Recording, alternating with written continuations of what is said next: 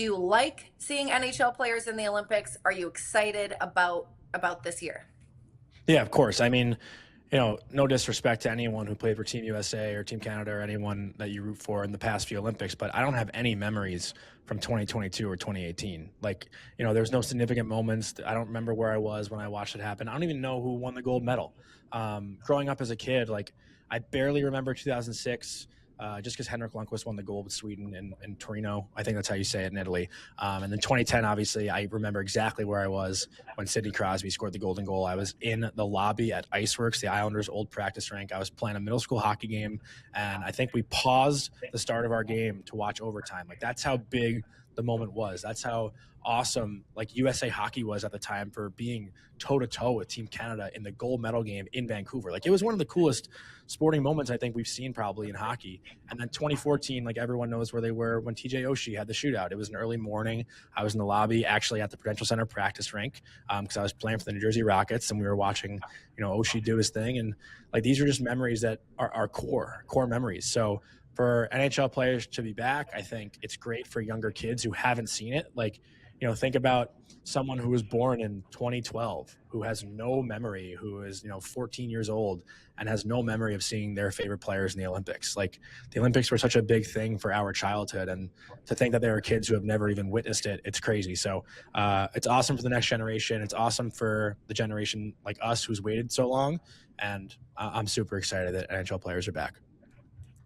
I love that whenever we get a chance to talk to you, you do so well at illuminating the growth of the game in different perspectives, kind of taking it back to like how you ran through memory lane of like your childhood watching the Olympics and like what was most memorable to you. Now as a significant professional in this field, like how does your excitement change for these games, and then like kind of bounce off of four nations, because everyone's like, we got a taste, but like that's still a sample size considering how many nations are going to be involved and what it actually means to these players and why it's so significant. Because some people are like, yeah, Stanley Cup is like the end goal, but I still think that it takes away from what it means to wear your flag across your chest, and you get a chance to kind of talk to these guys on a more human level.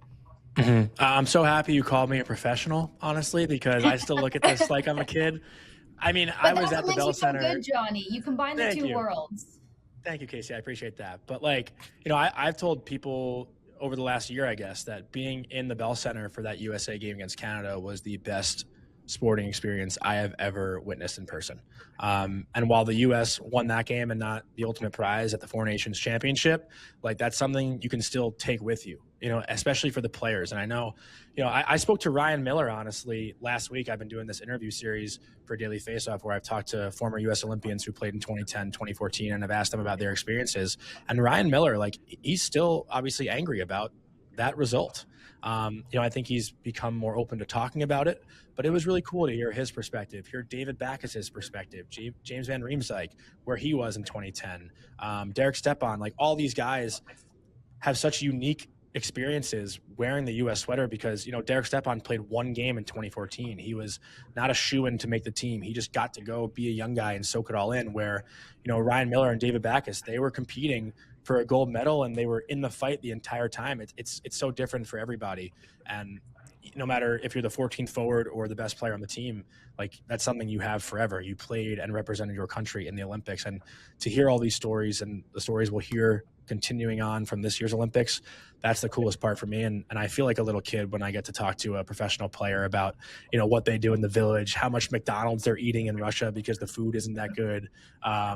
What they did the day before the gold medal game, because, I love the scene in Miracle where Herb Brooks is just sipping on a hot chocolate, watching his kids ice skate before they take on the Soviets. It's just, everyone's so different in their approach to the game, whether that's the NHL or the Olympics. And I always find hearing people tell their stories unique because everyone's story is different.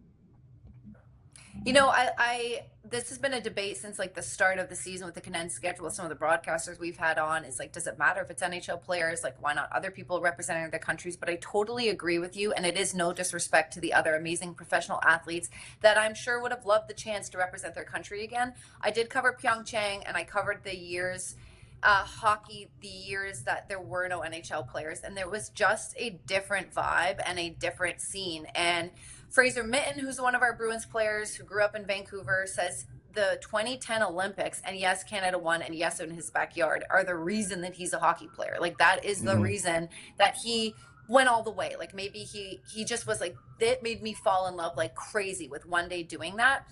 And there's this debate obviously right now for ownership. Like you're sending your superstars. What if one of them gets hurt and then you're not, you can't do much in the playoffs because of that. But the long term, and I don't think it's like an equation, a direct correlation where it's like the Olympics have played equals money, but the long term growth of the game, and especially if one of your players does something crazy in the Olympics, is going to pay off if we're even just talking about finances, if that's like the bottom dollar, which it isn't for me, but I get it is for owners. Like there is so much juice behind this, and especially and as a Canadian, again, I'm not trying to be a prick by saying this, but I talk to so many Americans. No, but for real, I talk to so many Americans that are like, whatever. But I'm like, no, dude, if you win gold, you will never, ever, ever forget that memory. So especially the winning team.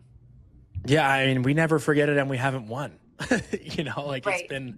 It's been like I think about Zach Parise just tying the game late in the gold medal game in Vancouver, and how great of a memory that was, just going nuts with all my friends, all the adults that were in that lobby at Iceworks, everyone going crazy. And obviously the sadness when Canada, ended up winning, but win or lose, it's still just something that you think about forever. I mean, I don't know. It's such a weird concept because it's once every 4 years, right? It's rare. It's not like it's every year and you have a chance every year to go win. Like, I don't know. It's hard to put into words like that. The U.S. has been 1 goal short. It seems like the last 3 times. Last year they lose in overtime.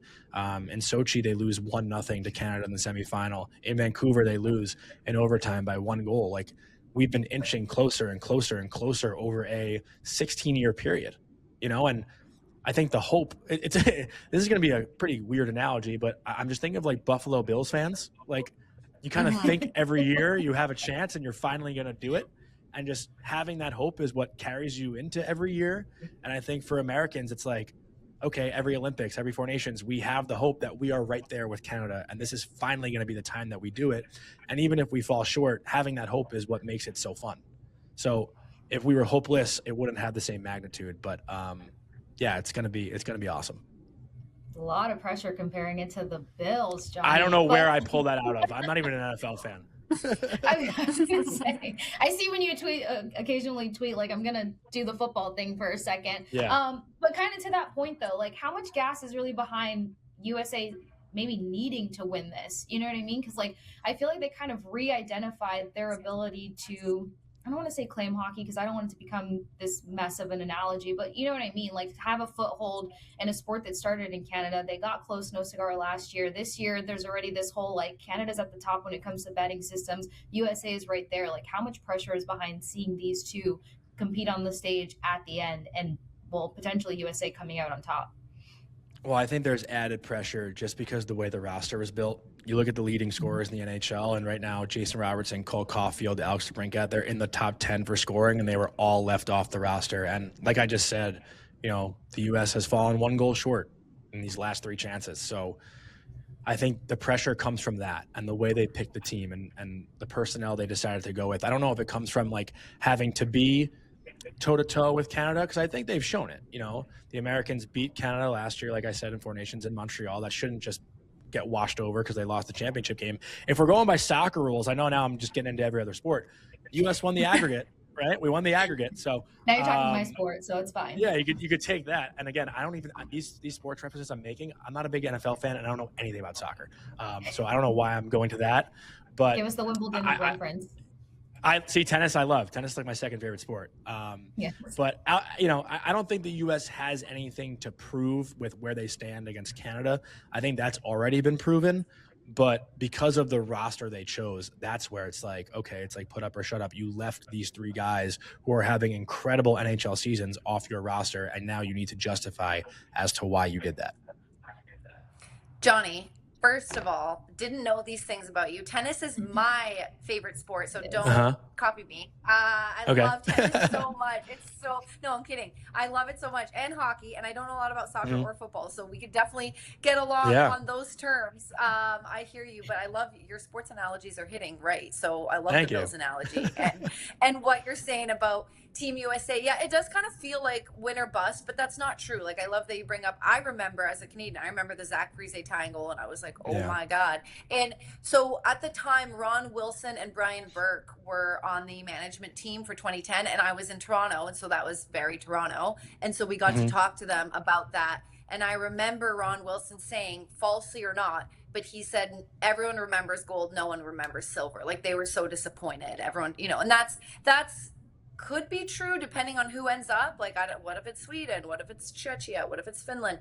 Maybe. I think between a US Canada, I think you're going to remember both sides equally Yeah. as strong, whoever wins or loses. I kind of want to pivot a little bit with the Olympics, only to talk condensed schedule. It's been friggin' crazy covering it, let alone playing in it. Do you think the league can/should make adjustments in 4 more years? I don't know why, and I don't think anybody would have a problem with starting a week and a half early and ending a week and a half late. Even that, 14, 18 days would help so much in spreading it out. What are your thoughts on making adjustments next year? Well, I'm pretty sure it's actually going to an 84 game schedule, so it might end up getting Right. worse. I agree with you. I always think the hockey season, and I kind of think of this way with college, because college students get to school like first weekend of September and don't play a game until like early October, and there's so much time in between. And in the NHL, I think the preseason's dragged out as it is. I don't know if guys need like a full 2-week preseason. Like, you could jump into it a little bit earlier, which I think they are doing, so that helps. But September is like, it feels like hockey season, right? I think if they started around that third week of September, it would do wonders. And then this way, honestly, for the back end of the season, nobody wants to play hockey late June, right? Like, the summer is short enough as it is. If you can end the Stanley Cup final in like that first weekend of June, I think that'd be the perfect chef's kiss to an NHL season. But yeah, it's a lot to ask for these players. They're playing a lot. Their bodies must be exhausted. I mean, I'm tired and I'm not even playing in games, so I can't imagine how they're acting or they're feeling, excuse me. But yeah, I agree with everything you said, Sophia.